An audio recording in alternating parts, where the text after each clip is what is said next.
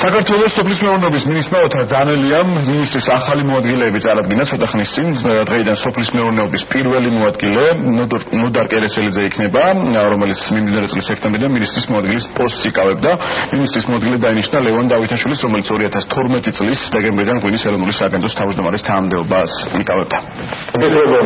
ზოგადად არჩევნებზე ახსნა იმას, რომ განაპირობა ესრულება ვინაიდან სოფლის მეურნეობაში ძალიან ბევრი ახალი პროექტი ინიციირებული, ისიც რომ სოფლიოდაც ვფიქრობ სერიოზულ ცვლილებებს იმასთან მიმართებაში, თუ რა მოთხოვნა სოფლთან მიმართებაში. რაც შეიძლება საპროკუროროს, ლევანთან რა თქმა უნდა, დარჩება ღვინის ეროვნული სააგენტო და სხვა მიმართულებები, რაც შეეხება ნოდარს, ის შემდგომლებს იურიდიულ დეპარტამენტს, საერთაშორისო ურთიერთობების დეპარტამენტს. მე იმის გამოვხსენე, დარწმუნებული ვარ, ბატონო მინისტრო, თქვენთან ერთად, სამინისტროს თითოეულ თანამშრომელთან ერთად, და რაც თავარია ჩვენს ფერმერებთან ერთად, ჩვენ მივახცევთ იმისგანს, რასაც ქვია თვითქმარი, თანამედროვე ტექნოლოგიებსა და ევროპის სტანდარტებზე დაფუძნებული, შემოსავლიანი, კონკურენტუნარიანი და ექსპორტზე ორიენტირებული სოფლის მეურნეობის განვითარებას. ამ განვითარებას დიდი პასუხისმგებლობით და დიდი სიხარულით შენამის ვიღებ.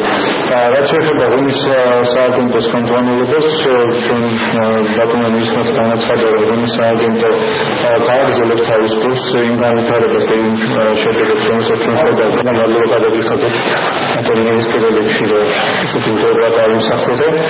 ბატონო ლევან დავითაშვილს, რომ ისეთ ალაგებულ ესეთ საპატრიოტიზმებულ სააგენტოს ვაბარებს.